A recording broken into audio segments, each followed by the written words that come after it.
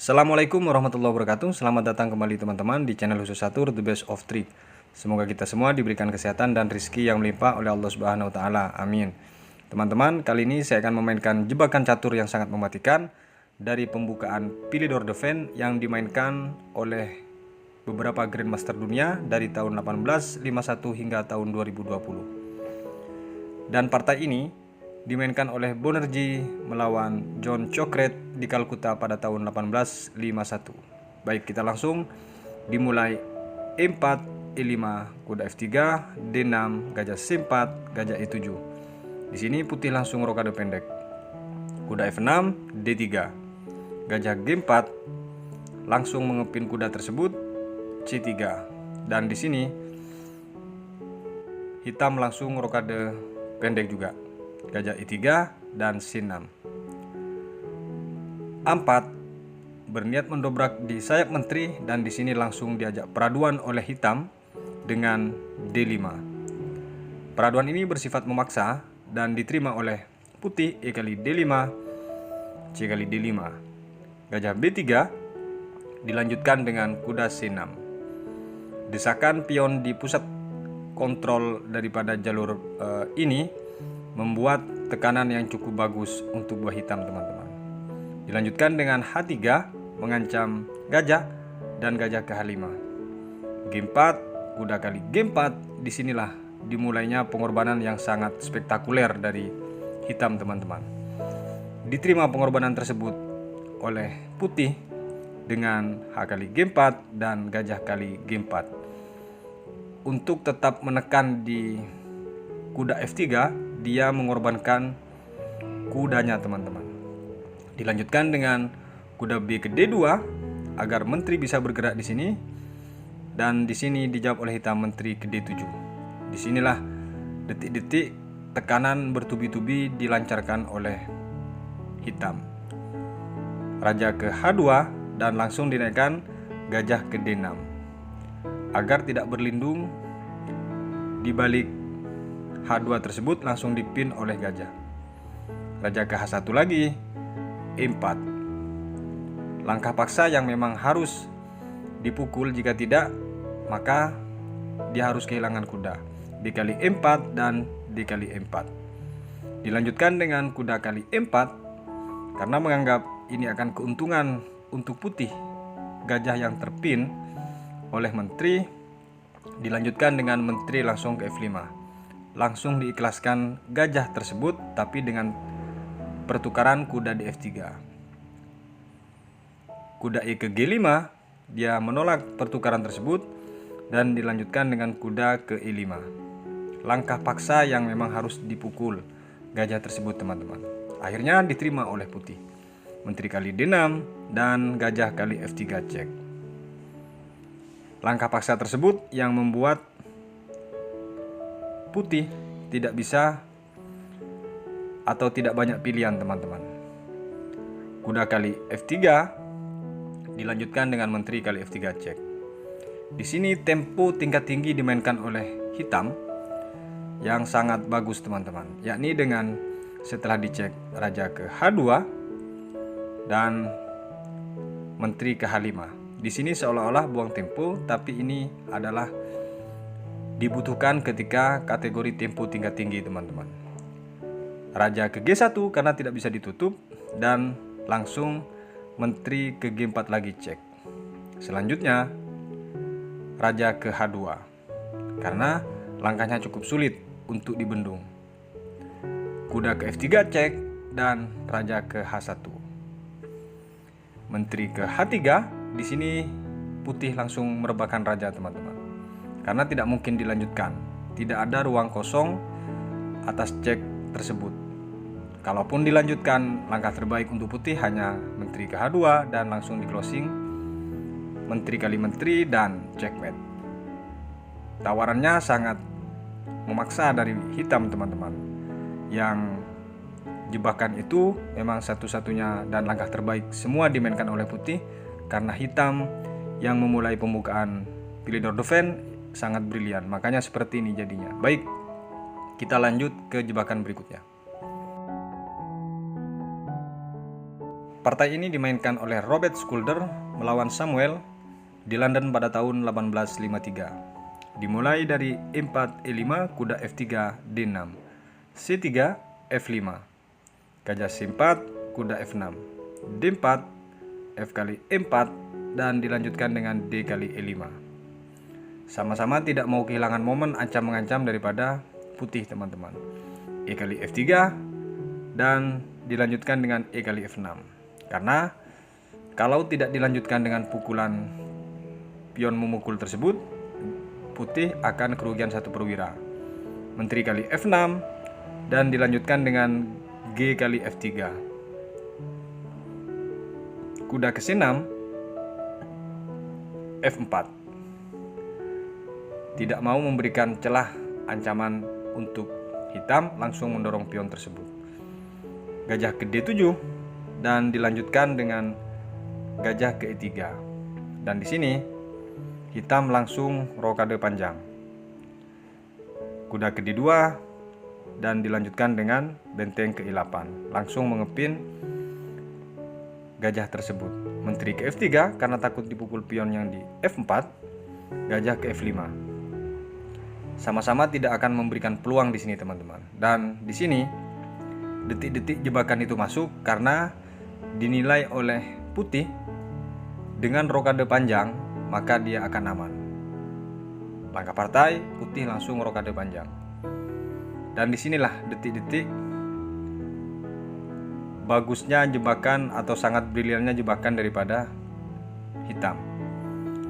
D5 mengorbankan pion yang di D tersebut dan diterima gajah kali D5. Sekilas ini kerugian untuk hitam teman-teman, karena targetnya adalah kuda akan dipukul di C6 tersebut oleh putih. Namun tanpa disadari bahwa ini semua bersifat langkah paksa teman-teman, dan itu semua sudah merupakan langkah terbaik putih. Tahukah teman-teman langkah terbaik hitam ini dan membuat putih langsung menyerah sekaligus mat di mana? Ya, silakan di skip video ini. Langkah terbaik daripada hitam dan membuat putih menyerah teman-teman sangat brilian, dan sekilas ini tidak masuk akal. Kemana langkahnya? Adalah menteri kali C3, langkah paksa. Jika menteri ini tidak dimakan, tentu harus mat. Dan only move, satu-satunya pilihan adalah harus dimakan. Setelah pion kali menteri, datang gajah ke A3, checkmate. Sangat brilian bukan jebakannya, dan tidak bisa ditawar. Baik, kita lanjut ke jebakan berikutnya. Partai ini dimainkan oleh Mosh Honder melawan John Cochrane pada tahun 1855 di Kalkuta teman-teman. Dimulai dari E4 E5 kuda F3 D6 gajah C4 gajah ke E7. Putih langsung rokade pendek dan kuda ke F6. D4 E kali D4 dan menteri kali D4. Sekilas tidak ada gerakan atau jebakan yang berarti untuk kedua pemain ini. Semuanya berinisiatif sama-sama menyerang, namun secara posisi unggul putih teman-teman. Di sini setelah hitam rokade pendek, kuda ke C3. Semua perwira dari putih siap menggempur ke arah sayap raja teman-teman. Tapi setelah kuda ke C6 ini berubah karena ancaman untuk menteri. Menteri ke E3 dilanjutkan dengan kuda ke G4. Langsung dengan gagah berani buah hitam mendesak menteri tersebut. Menteri ke E2 dan kuda ke E5. Memaksa peraduan tersebut teman-teman. Dan akhirnya gajah ke B3. Dia menolak untuk memakan kuda untuk tetap menekan pion yang di F7. Gajah ke G4 mengepin kuda tersebut dan gajah ke E3. Kuda kali F3 dan G kali F3. Karena jika tidak dipukul, tentu menteri putih terancam. Dilanjutkan dengan gajah ke H5, tetap mengepin pion tersebut, dan raja ke H1 untuk menghindari cek tersebut. Dan setelah ini teman-teman, langkah brilian dari hitam adalah kuda ke E5. Mungkin berpikir bahwa kuda tersebut tidak mungkin dilangkahkan ke situ oleh putih, dan ini langkah partai. Setelah itu menteri ke B5. Dia meninggalkan ancaman tersebut karena takut kena sekak seter teman-teman, dan mengancam pion yang di B7. Setelah gajah kali F3 cek dan raja ke G1. Di sini teman-teman, satu langkah dari hitam dan putih langsung merebahkan raja. Kemana? Langkah hitam, menteri geser ke C8. Di sini tidak ada tawaran untuk putih bisa hidup. Kemanapun langkah daripada putih, ini dipastikan mat. Satu-satunya langkah untuk melindungi adalah kuda. Jikapun di posisi ini di partai teman-teman, perlu saya kasih tahu bahwa ini sudah menyerah. Jikapun kuda ini mencoba ke E2 misalnya, maka datang menteri cek ke G4, dan satu-satunya langkah harus ditutup. Setelah ditutup, baru menteri datang ke H3, dan ini tidak ada lagi alasan untuk bisa melindungi atau tidak ada alasan untuk tidak menyerah. Makanya tadi setelah menteri ke C8, putih menyerah. Baik, kita lanjut ke jebakan berikutnya.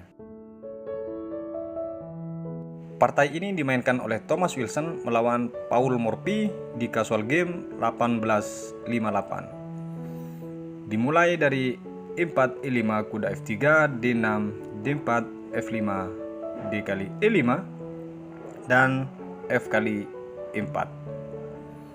Kuda G5 untuk menekan pion yang di E4 tersebut, dan D5.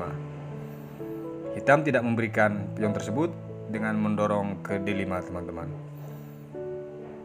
Dilanjutkan dengan langkah putih, yaitu mendorong pion ke E6. Dan tentu pion ini sangat mengganggu untuk hitam. Namun tidak disangka langkah bagus daripada hitam dengan mendorong atau mengeluarkan gajah ke C5. Dilanjutkan dengan kuda F7, menggarpu menteri di sini teman-teman, dan di sini menteri ke F6. Silakan dipukul benteng menurut Paul Morphy mungkin saat itu, tapi kau harus mat.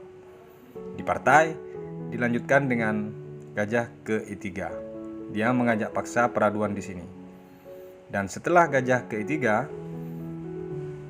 di sini tidak dipukul gajah, tapi diancam dengan pion ke D4. Gajah ke G5 mengancam menteri di sini teman-teman, dan di sini menteri ke F5, membiarkan benteng yang di H8 tersebut dipukul oleh kuda. Dan betul, kuda kali H8 dan menteri kali G5. Di sini sudah menang setar daripada hitam teman-teman. Gajah ke C4 dengan maksud tujuan melindungi pion tersebut dan sekaligus berniat untuk rokade buah putih. Di sini langsung kuda ke C6 teman-teman, agar tidak terlalu laju pion sekaligus menjaga pion yang di D4. Kuda ke F7 mengancam menteri lagi, dan menteri kali G2. Di sini tentu benteng harus bergeser, dia tidak bisa bergerak dan tidak bisa dilindungi teman-teman. Benteng ke F1 dan kuda ke F6. Di sini jelas hitam sudah ketinggalan satu perwira, yaitu satu benteng teman-teman, tapi demi menuju inisiatif yang memang sudah dibangun dari tadi oleh hitam. Dilanjutkan dengan F3, mengajak peraduan, dan di sini kuda ke B4. langkah yang tidak bisa dibaca oleh putih teman-teman. Kemana arahnya ini? Sementara peraduan di depan mata. Kuda A3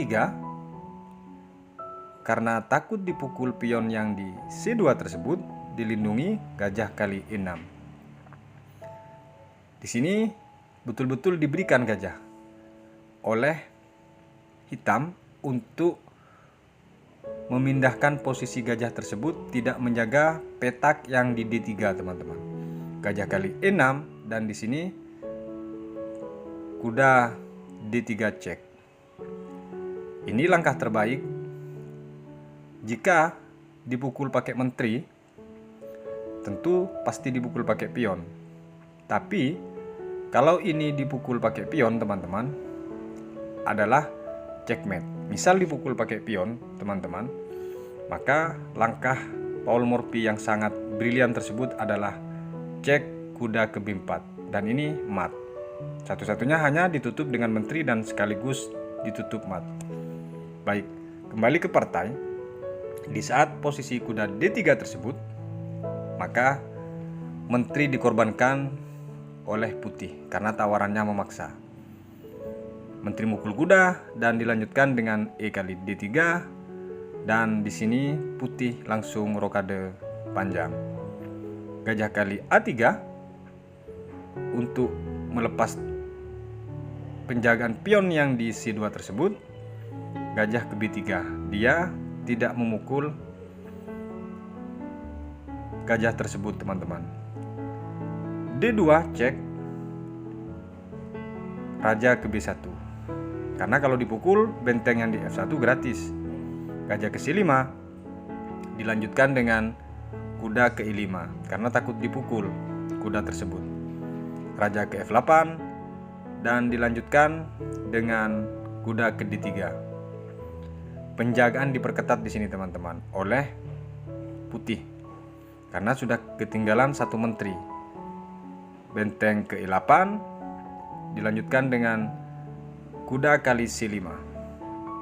Bayangkan pengorbanan yang sebenarnya kalau kita perhatikan tidak begitu berarti langkah daripada putih, tapi itu sangat kuat sekali langkah yang dimaksud oleh Paul Morphy. Karena kemana arahnya Paul Morphy saat ini? Kenapa diberikan kuda? Karena biar tidak terjaga petak di E1 teman-teman, maksudnya Paul Morphy. Tahu langkah brilian dari Paul Morphy teman-teman? Silakan di skip karena ini detik-detik menyerahnya Thomas Wilson. Setelah menteri kali F1 teman-teman, ini langkah paksa dan tidak bisa ditawar. Akhirnya ini tetap memaksa cek kuda ke E6, dan di sini teman-teman dipukul oleh benteng. Langsung dia menyerah. Ini pukulan sekarat daripada putih teman-teman. Karena jika gajah pukul benteng, maka menteri pukul benteng, langsung checkmate. Atau sebaliknya, jika benteng pukul menteri, datang benteng ke E1 checkmate. Baik, kita lanjut ke partai berikutnya. Partai ini dimainkan oleh Johnson melawan Ware Preston di American Chess pada tahun 1871. Dimulai dari E4, E5, kuda F3, D6, gajah C4, gajah ke E7. C3, kuda F6, menteri ke B3. Dengan tembakan langsung ke F7 teman-teman. Hitam langsung rokade pendek dan D3. Mencoba mengeluarkan semua perwiranya, sementara hitam tidak ada serangan yang berarti untuk putih teman-teman. H6 penjagaan untuk kuda naik atau gajah. A4, C6 dan menteri ke A2. Dia mencoba memundurkan menteri untuk mendorong maju pion yang di B2 teman-teman. D5, E kali D5, C kali D5. Gajah B3 dan kuda ke C6. Di sini sudah dipukul mundur perwira putih teman-teman. Gajah ke C2, gajah ke E6. Tentu pin di sini untuk menteri yang di A2. B4 dia tetap tidak menghiraukan dilanjutkan dengan E4, memaksa mengancam kuda. Kuda F ke D2 dilanjutkan dengan E kali D3. Dan gajah kali D3, D4. Ini langkah terbaik, tentu harus digeser pion tersebut ke C4 teman-teman. Namun jawaban partai adalah menteri ke B2, menghindari tekanan daripada gajah tersebut. D kali C3 dan menteri kali C3. Gajah kali B4 dengan mengancam menteri, dan menteri kembali ke C2 lagi. Kuda D4 dilanjutkan dengan menteri ke D1. Dan gajah ke G4 teman-teman. Lagi-lagi menteri di sini diburu untuk tidak menduduki petak bagus tersebut. F3 dan kuda kali F3. Bayangkan teman-teman, di sini langsung dikorbankan oleh hitam dan diterima oleh putih. G kali F3 dan menteri kali D3. Karena pengorbanan tersebut yang ditargetkan adalah gajah yang di D3. Kalau di posisi ini teman-teman, putih memukul gajah, maka yang terjadi benteng ke F8, cek. Raja ke F2, gajah ke C5. Tentu ini posisi yang tidak baik untuk putih. Kembali ke partai, di saat posisi ini gajah ke A3 teman-teman, mengajak peraduan atas gajah yang mengepin kuda. Dan setelah ini gajah kali F3 teman-teman, ini putih langsung menyerah. Kok bisa menyerah? Karena jika dipukul pakai menteri teman-teman, maka dia harus kehilangan menteri. Kuda tetap terpin di sini. Dan jika menteri ini bergeser, misalnya menteri ini bergeser kemanapun dia, apakah ke sini misalnya, karena kalau ke C2 atau ke B3 tidak mungkin, maka datang checkmate. Makanya dia menyerah di partai teman-teman. Jebakan yang memang sulit untuk ditawar. Baik, kita lanjut ke partai berikutnya. Partai ini dimainkan oleh Karl Theodor melawan Emil Skillup di Leipzig pada tahun 1877. Dimulai dari E4, E5, kuda F3, D6, D4, F5. D kali E5, F kali E4. Kuda ke G5 untuk mengancam pion, D5. E6, gajah ke C5 dan kuda kali E4. Di sini tentu dibiarkan langkah tersebut karena tujuannya daripada putih ingin menjebak. Namun jebakan tersebut sudah terbaca oleh hitam dan hitam memilih gajah ke E7. Tentu dia tidak menginginkan hal itu teman-teman. Selanjutnya langsung putih cek ke H5 dengan target agar terbuka semua ruang daripada hitam. G6, menteri ke E5. Di sini tujuan putih sudah jelas, memberikan kuda tersebut, tapi targetnya adalah benteng yang di H8. Jika ditutup pakai gajah teman-teman, tentu dipukul dengan kuda. Dan di sini ditutup dengan kuda. Dilanjutkan dengan kuda ke G5 untuk mengkanter menteri dan benteng, dan di sini hitam langsung rokade pendek. Kuda C3, gajah ke D6. Dilanjutkan dengan menteri ke E2 karena takut diancam tersebut, namun kalau menurut saya itu terlalu jauh larinya menteri. Karena menjadi terbalik, jadi hitam yang menyerang jadinya. Dilanjutkan dengan menteri ke E7, teman-teman, gajah ke D2. Benteng ke E8 untuk menekan pion tersebut, dan di sini putih langsung rokade panjang. Gajah kali E6 dan benteng ke E1.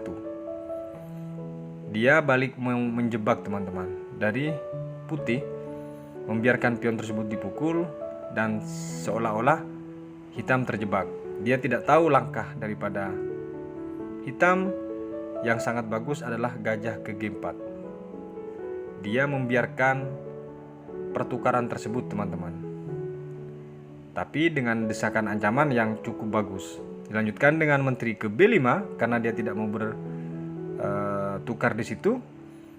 Menteri kali E1 dipikir mungkin oleh putih dia takut dengan ancaman benteng tersebut. Ternyata betul-betul dimakan teman-teman oleh hitam. Dan langkah ini betul-betul mendapatkan aplaus daripada penonton teman-teman. Karena tidak mungkin menteri itu diberikan begitu aja tanpa berarti. Setelah dibaca betul-betul ternyata ini langkah yang sangat brilian. Tawarannya memang harus dipukul teman-teman. Dilanjutkan dengan gajah kali E1 dan gajah ke F4 cek. Di sini kalau misalnya ditutup tentu datang benteng. Tapi kalau raja bergeser ini harus mat. Di partai teman-teman ditutup dengan gajah. Benteng ke E1 dia tidak bisa mukul benteng karena gajah tersebut kena pin oleh gajah yang di F4. Maka di sini kuda ke D1. Langkah yang memang memaksa teman-teman. Dan di closing dengan benteng kali D1. Langsung checkmate teman-teman. Baik, kita lanjut ke partai jebakan berikutnya. Partai ini dimainkan oleh Franz Jakob melawan John Walter di Ostend pada tahun 1907. Dimulai dari 4E5, kuda F3, D6, D4, kuda D7, gajah C4, C6, C3. Di sini putih tidak langsung menerima peraduan tersebut teman-teman. Kuda G ke F6 dan menteri ke E2. Gajah E7 dan di sini teman-teman kedua pemain sama-sama rokade pendek. A4 menteri C7. A5 H6. D kali E5 dan D kali E5. B4 B5 dari hitam langsung mengancam gajah tersebut. Namun pion tersebut karena melewati enpasan langsung dipotong oleh putih. Dan di sini bukan dipukul dengan pion tapi dengan kuda karena takut kehilangan benteng yang di A8 teman-teman. Gajah D3, gajah ke E6. Kuda A3 dan A5. Di sini berniat untuk dipaksa masuk agar betul-betul terbuka jalur A tersebut teman-teman. Namun di sini menolak putih dengan mendorong B5, benteng F ke D8 dan benteng ke E1. Kuda A4 di sini teman-teman seolah-olah kuda ini mengancam pion dan putih meyakini kuda ini akan terjebak jika maksa masuk. Setelah C4 teman-teman ternyata dari hitam langsung membuka jalur gajah untuk melindungi kuda ke B4. Benteng F1 dan dilanjutkan dengan menteri ke D6. Gajah C2, kuda ke C3. Setelah menteri ini terancam teman-teman, dia lari ke E3 dengan tanpa arah tujuan karena dia sudah kalah serangan atau kalah posisi dengan hitam teman-teman. Kuda ke G4 dan menteri ke B6. Mau mencoba memaksa masuk dan memaksa peraduan di sini teman-teman. Kuda E2 cek. Di sini raja ke H1. Gajah C5 mengancam paksa daripada menteri tersebut teman-teman. Di sini langkah partai adalah menteri kali C6 karena dia berpikir saya pasti menang karena dia kalah kekuatan. Menteri tersebut didukung oleh pion yang di B5, makanya dia tetap memaksa mukul. Dia lupa bahwa langkah daripada hitam sangat brilian selanjutnya, yaitu dengan kuda kali F2 cek. Ini langkah paksa teman-teman. Atau jikapun dia tidak mau, maka bisa jadi ini langkah mat. Gajah tersebut menjaga kuda, dan tentu ini diabaikan oleh putih dengan memukul kuda tersebut. Dan setelah kuda ini dipukul, datang menteri ke D1 cek, memberikan kepada gajah. Karena ini langkah mat, makanya dia buang cuma-cuma. Penggiringan struktur bangunan tersebut cukup sensasional teman-teman. Dan ini langkah paksa. Satu-satunya jalan adalah gajah kali D1, benteng kali D1, dan benteng ke F1. Ini sebenarnya hanya memperlambat proses. Dilanjutkan dengan benteng kali F1, kuda ke G1, dan di closing dengan benteng kali G1. Checkmate teman-teman. Baik, kita lanjut ke partai berikutnya. Partai ini antara Harry Fowler melawan Edward Elliot di Western Championship pada tahun 1911. Dimulai dari E4, E5, kuda F3, D6, D4. E kali D4, kuda kali D4. G6, gajah ke E3. Gajah ke G7, C3. Kuda F6, F3. Di sini hitam langsung rokade pendek teman-teman. Gajah ke E2 dan benteng ke E8. Jelas dobrakan dari hitam atau serangannya sudah mengarah kepada posisi pion pusat teman-teman. Gajah ke F2 dilanjutkan dengan kuda ke H5. Di sini langsung rokade juga putih. Menteri ke G5 dilanjutkan dengan raja ke H1. Dia menghindar duluan sebelum dilakukan serangan. Gajah ke E5, tujuannya jelas di posisi ini teman-teman.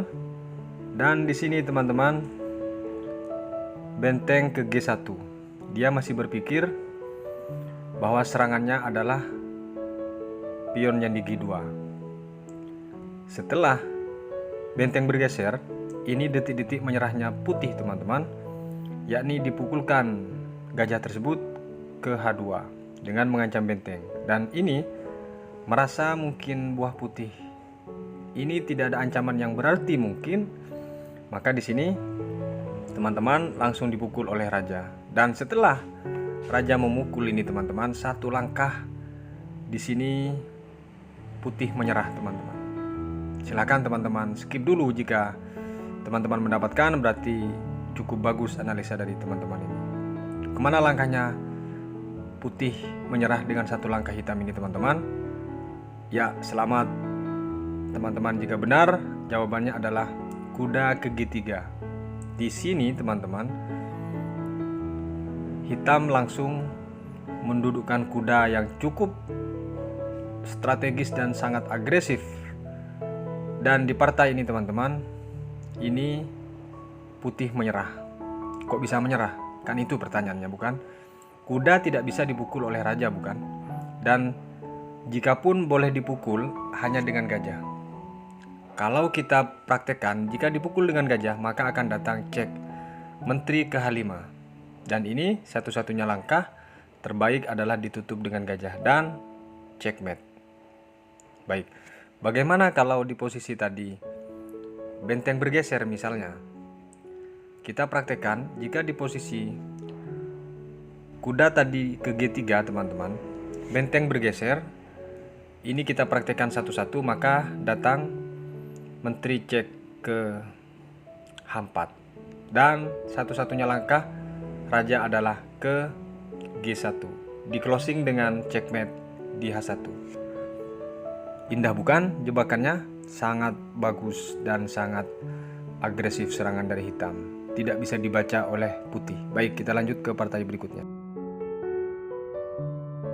Partai ini dimainkan oleh Rodzinski melawan Alexander Alekhine teman-teman pada tahun 1913. Dimulai dari E4 E5, kuda F3 D6, gajah C4, kuda C6, C3, gajah G4 dan menteri ke B3. Target putih adalah 2 di sini. Pion yang di B7 dan yang di F7, teman-teman. Cukup bagus bukan targetnya putih, tapi jawaban daripada hitam di sini sudah mewakili pikiran dari teman-teman. Kemana dia? Adalah menteri ke D7. Setelah menteri ke D7, dia berpikir untuk memukul pion yang di B7, teman-teman. Dia malah menaikkan kuda ke G5.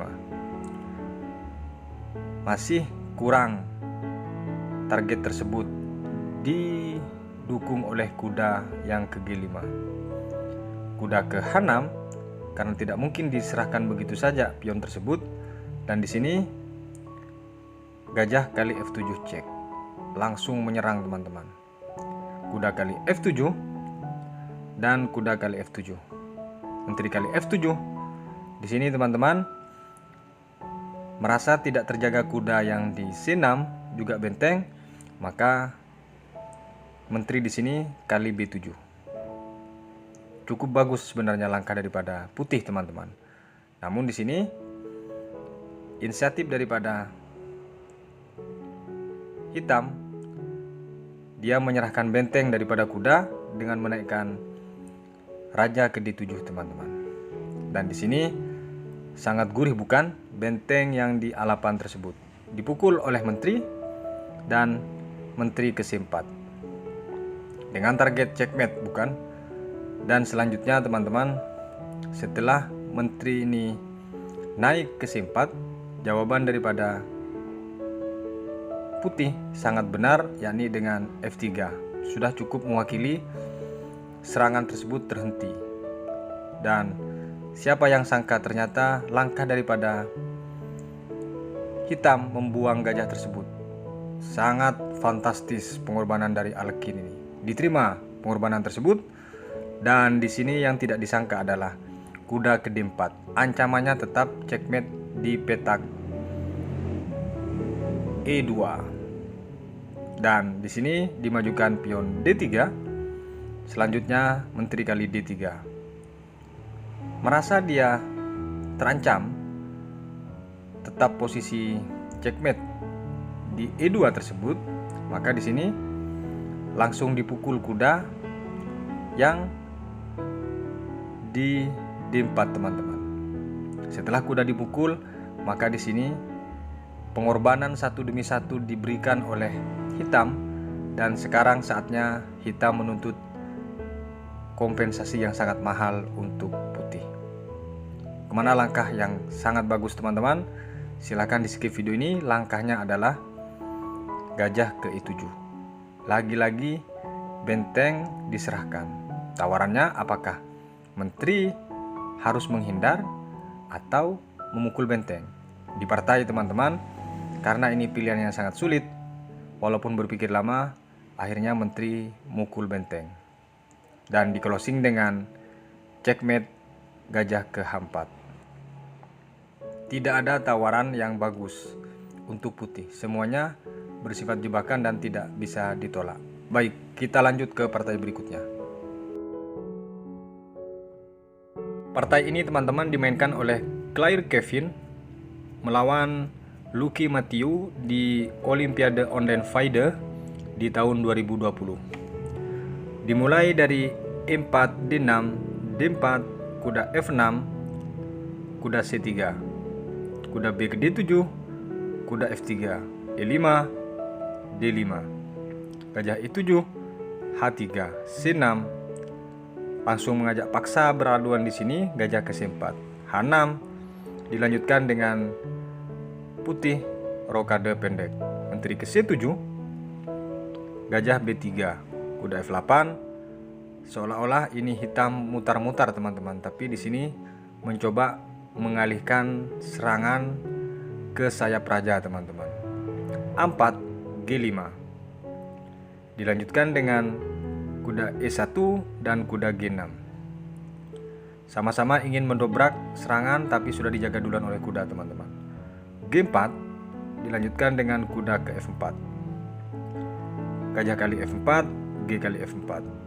F3, seolah-olah ini jalur buntu untuk diserang, tapi lupa bahwa ada pion yang dihanam bisa didorong maju teman-teman.